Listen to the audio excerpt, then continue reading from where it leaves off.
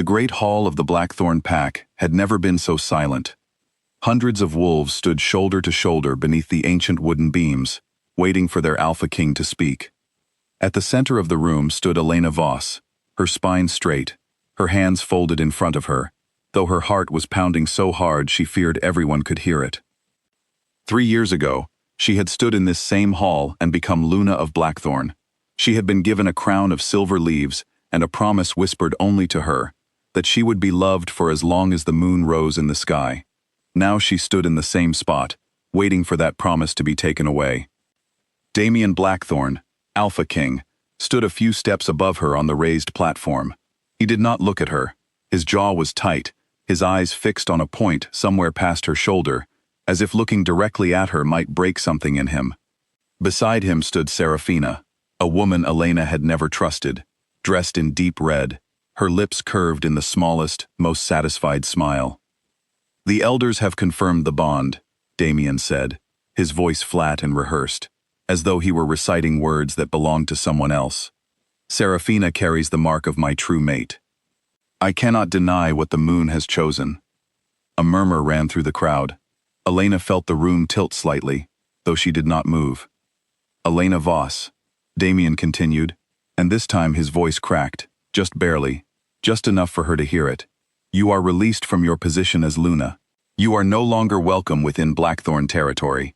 There it was, 3 years of loyalty, of loving him through wars with neighboring packs, through sleepless nights when he doubted his own strength as a leader, through every small and large moment that had built a life together, undone in a single sentence.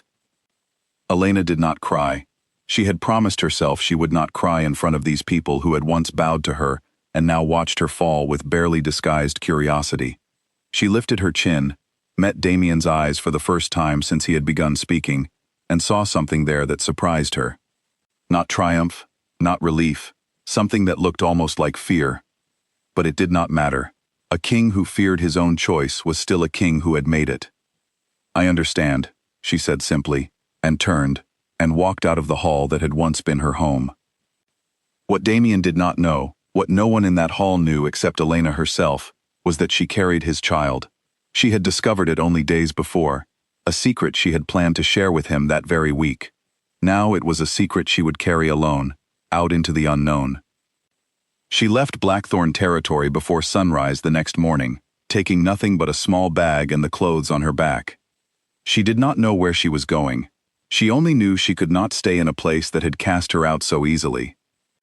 She walked for 2 days through forest and open field, sleeping beneath trees, drinking from streams, until she reached the border of Ashwood territory. She had heard of the Ashwood pack before, a smaller, quieter pack, led by an alpha named Marcus Cole, known for keeping to himself and asking no questions of those who passed through his lands. She found him standing at the edge of a clearing, as if he had been expecting someone, though of course he had not been expecting her. "You're Blackthorn's Luna," he said, studying her with careful eyes. It was not a question. "Not anymore," Elena answered. Marcus said nothing for a long moment. Then he nodded toward the small cluster of homes visible through the trees. "We have room.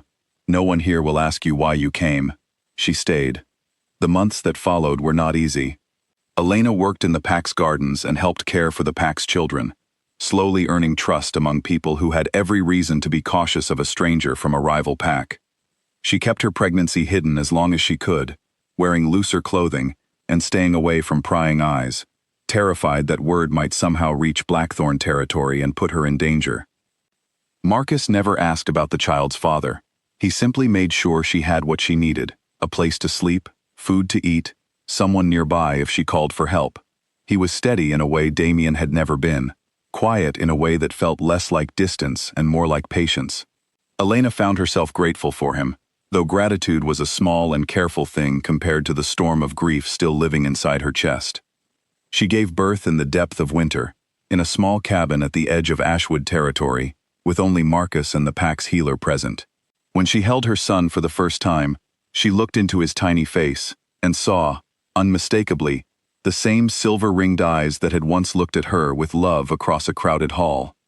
She named him Kale. Back in Blackthorn territory, things had not gone as smoothly as Serafina had promised. The bond she claimed to share with Damien, the one that had justified Elena's banishment, began to show cracks almost immediately. Damien felt none of the peace a true mate bond was supposed to bring. Instead, he felt as though something inside him had been torn open and left raw, an ache that grew sharper with each passing week rather than fading. He grew distant from his pack, distracted and short-tempered, plagued by nightmares he could not explain. It was one of the elders, an old wolf named Talia, who had served the Blackthorn family for decades, who finally uncovered the truth. The ritual that had confirmed Seraphina's claim had been forced, manipulated through old and forbidden magic that could fake the appearance of a mate bond long enough to fool even careful eyes. Seraphina had wanted the throne. Elena had simply been in her way. When the truth came to light, Damien's fury was a terrible thing to witness. He banished Seraphina from Blackthorn territory that same night, stripping her of any claim to his pack, his throne, or his life. But banishing her did nothing to undo what had already been done. Elena was gone. He did not know where. And the ache in his chest, he realized with growing horror, was not the pain of a broken false bond. It was the pain of a true one, broken by his own hand. He searched for her for months. He sent trusted wolves to every neighboring territory, followed every rumor, every whisper of a woman traveling alone who matched her description. Pride kept him from searching himself at first, some broken part of him still telling him a king should not chase after what he had cast away. But pride faded quickly beneath the weight of what he had lost, and eventually he set out himself, traveling from pack to pack, growing more desperate with each passing season. It was almost 2 years before a trader passing through Blackthorn territory mentioned, almost in passing, a woman with hair like autumn leaves living quietly in Ashwood territory, raising a young son with striking silver eyes. Damien did not wait for morning. He left that same night. He arrived at the edge of Ashwood territory 2 days later, exhausted, travel-worn, and utterly unprepared for what he found. Elena was standing near a small garden, laughing at something a young boy had said, a boy no older than 2, with dark hair and eyes that were, without question, his own. Damien's legs nearly gave out beneath him. Marcus appeared beside Elena almost instantly, his body angled slightly in front of her and the boy, not aggressive, but protective, watchful. Elena placed a gentle hand on his arm, a silent signal that she did not need defending, not yet. "Elena," Damien said, and her name in his voice sounded like something breaking. She studied him for a long moment before she spoke. "Damien." "I know I have no right," he said quickly, the words tumbling out of him before he could stop them. "I know what I did. I know I can never take it back. But please, just let me explain." "You don't need to explain," Elena said quietly. "I already know what happened. Talia sent word months ago, when the truth about Seraphina came out." Damien blinked, startled. "Then you knew. All this time, you knew. And you didn't—" "I didn't come back," Elena finished for him. "No, I didn't." He stepped closer, and Marcus tensed again, but Elena gave a small shake of her head, and Marcus stayed where he was, watching carefully. "Elena, please," Damien said, and now his voice was raw, stripped of every trace of the composed king he had once been. "I have spent every day since that night regretting what I did to you. The elders are gone, the ritual was destroyed, the old laws that let something like this happen have been abolished. I built a place for you to come home to, if you would only let me show you." "And Kale?" Elena asked, her voice steady even as her eyes glistened. "What have you built for him?" Damien's gaze shifted to the boy, who was watching him with open curiosity, unafraid, tilting his head in a way that reminded Damien painfully of himself as a child. "Everything," Damien said softly. "Everything I have is his birthright. I only just learned he existed, but already I would give my life for him." "I believe you," Elena said, and she meant it. She could see the truth in his face, the exhaustion of 2 years spent in guilt and searching, the sincerity in every broken word. But belief and forgiveness were not the same thing, and love, she had learned, was not enough on its own to undo the damage of a single terrible choice.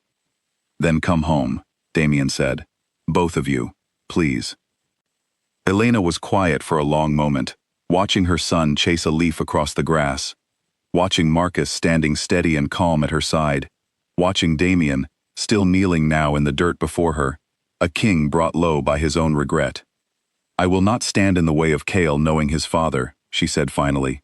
"He deserves to know where he comes from, and you deserve the chance to know him. I won't take that from either of you." Hope flickered across Damien's face. "But I am not coming back," she continued gently. "Not to the throne, not as your Luna. You didn't just banish me that day, Damien. You stood in front of everyone I had ever cared about and told them I was nothing to you, without even asking me for the truth first. I have spent 2 years building a life from nothing, finding people who never once made me doubt my place among them. I cannot simply set that aside because you have finally realized what you lost." "Elena, you can visit," she said, cutting him off softly, not unkindly. "You can be part of Cale's life, as much as he wants you to be, when he is old enough to choose that for himself. But I will not be commanded back like a subject who forgot her place. My heart is not something that returns simply because you have asked for it, no matter how much it once belonged to you." Damien closed his eyes, and for a long moment he said nothing at all. When he opened them again, there were tears he did not bother to hide. "I understand," he said quietly, and though it cost him everything he had left, he meant it. He stayed only a short while longer, kneeling beside his son in the grass, learning the sound of his laugh, memorizing the shape of his small hands. When it was time for him to leave, Elena walked him to the edge of the territory, the two of them alone for the first time since he had arrived. "Thank you," he said, "for letting me know him, for not shutting me out completely, even after everything." "He's your son too," Elena said simply. "That was never something I wanted to take from him." Damien nodded, looking back once toward the small home in the distance, toward the boy playing in the grass, toward the life Elena had built without him. Then he turned and walked away, back toward the territory that was still, despite everything, waiting for its king to return.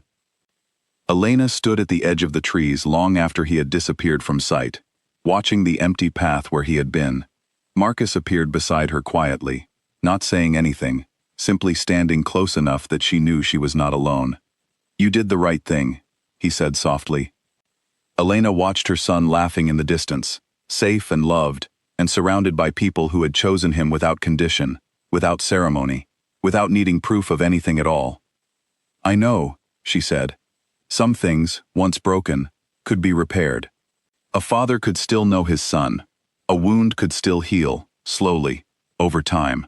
But a crown that had once been stripped away so easily was not something Elena wanted to wear again. Not even for love, not even for a king who had finally learned the weight of what he lost." She turned and walked back toward home, her son's laughter echoing through the trees behind her, and for the first time in 2 years, she felt something settle quietly into place inside her chest. Peace.